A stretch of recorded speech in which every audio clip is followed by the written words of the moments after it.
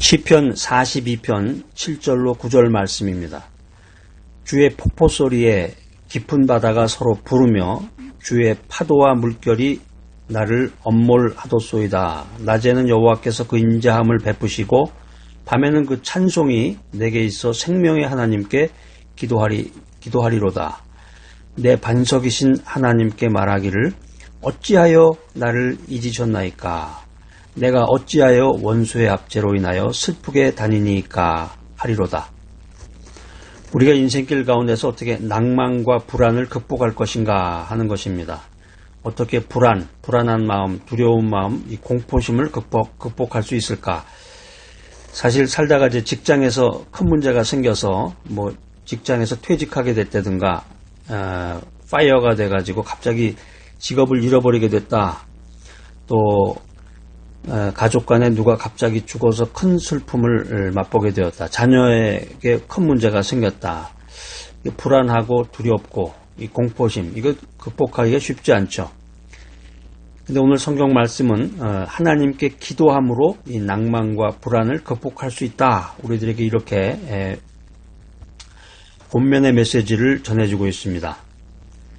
다윗은 근심으로 인해서 큰 폭포 소리가 들리고 파도와 물결이 그를 침몰할 것 같이 느꼈지만 그래도 기도하고 하나님의 도움을 구한다. 이렇게 고백하고 있습니다. 근심해서 큰 폭포 소리가 들린다. 그러니까 환청이 들리는 건지 사람이 이제 근심 가운데 빠지다 보면은 앞이 캄캄하다 그러잖아요. 우리 보통 하는 말로 앞이 캄캄하다. 하늘이 무너진다. 이제 그런 표현이죠. 근심으로 인해서 큰 폭포 소리가 들린다. 파도와 물결이 나를 그냥 확 침몰시킬 것 같은 그런 생각이 들 때가 있죠, 사실은.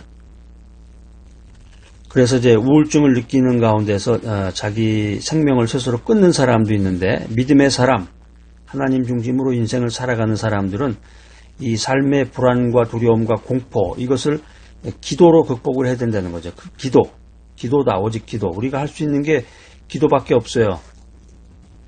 어떤 사람들은 이제 쉽게 사람을 의지하게 되는데 자꾸 사람 만나서, 물론 그건 이제 짧은 효과는 있습니다. 순간적인 효과는 있는데 사람에게 의지한다든가 또 술이나 무슨 마약 같은 거를 먹으면서 거기에 이제 의지하는 사람도 있고, 심지어는 이제 도박 같은 거, 도박에 빠져서 결국에는 자기 인생을 이제 망치게 되는데, 믿음의 사람들은 할 수 있는 것이 기도다라는 거예요. 기도에 의지해야 된다.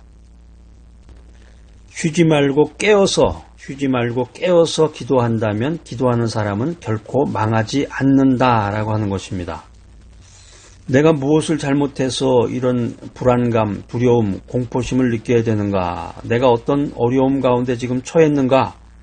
나에게 또 다시 새로운 기회가 올 것인가? 이런 내용으로 계속해서 기도를 해야 되겠습니다. 돈이 없어도 기도는 할 수가 있고, 몸이 불편해도 기도는 할 수가 있습니다. 아무것도 못한다고 해도 기도는 할 수 있는 거예요. 하나님 앞에 부르짖고 간구해야 되는데, 물론 이제 너무 극심한 충격 가운데 있으면 사실 그 기도를 잊을 수도 있습니다. 기도라는 것 자체가 이제 잊혀지기도 하는데, 그럴 때는 이제 주변에 있는 분들이 이제 도와주셔야 돼요. 주변에 있는 분들이 그 사람을 위해서 이제 기도를 해줘야 되는데, 기도하는 순간부터 인생의 새로운 역사가 시작된다. 이 사실을 믿어야 됩니다. 빌립보서 4장 6절로 7절입니다.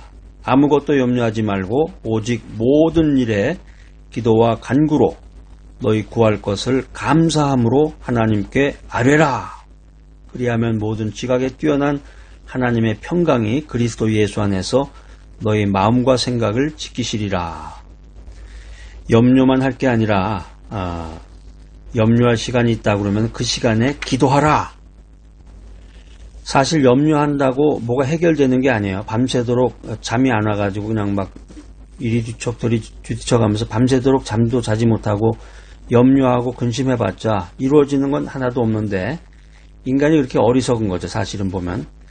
그러니까는 밤새도록 잠도 못 자고서 그냥 막 이리 뒤척 저리 뒤척하면서 염려하고 근심할 게 아니라 차라리 그 시간에 기도하면서 철야 기도를 하고 새벽 기도를 하는 것이 유익합니다. 근심 걱정이 너무 심하면 또 밥도 먹히질 않는데 근심으로 인해서 음식이 내키지 않는다. 그럼 금식 기도하는 거예요.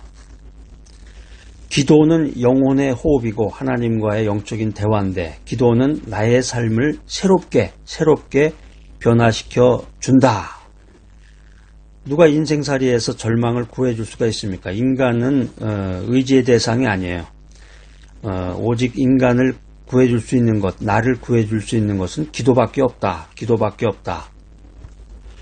인간이 고난의 어두운 터널에 들어갈 때 두 가지 반응을 보인다고 합니다. 먼저 부정적인 반응을 보이는 사람들은 분노하고 비관하고 원망함으로 좌절하고 절망합니다. 흔히 이제 병원에 가서 진단을 받았는데 암 선고를 받았다. 이제 그런 사람이 이제 되게 그런 태도를 취하잖아요. 그러나 긍정적인 반응을 보이는 사람들은 겸손히 낮아지고 기도함으로 고난을 기회로 삼아서 더 크게 성장하고 성공하고 자신의 삶을 한 단계 더 업그레이드 시키게 됩니다.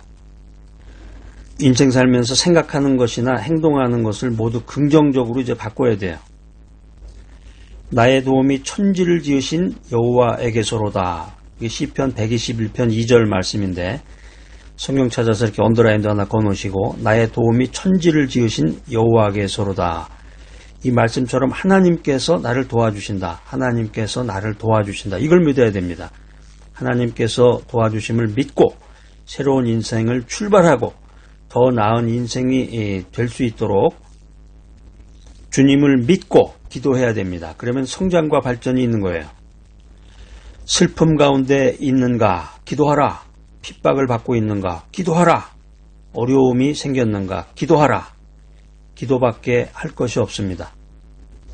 오늘 이 귀한 메시지 들으신 여러분들 어떤 어려움과 절망 가운데 처했다고 하면은 정말 아무것도 할 수가 없고 사면 초가가 되어서 사방이 캄캄하고 하늘이 무너진 것 같고 힘들고 어려운 좌절의 시간을 겪을지라도 하늘을 바라보고 하나님 앞에 부르짖고 기도하시기 바랍니다. 하나님 앞에 기도하고 믿음으로 나아가면 하나님께서 반드시 때가 되면 은혜와 축복을 베풀어 주신다. 이걸 믿어야 되겠습니다. 모든 기도는 응답된다. 이걸 믿어야 됩니다. 불안과 두려움과 공포 가운데서 하나님께 부르짖어 기도하는 여러분 모두가 되시기를 간절히 기대합니다.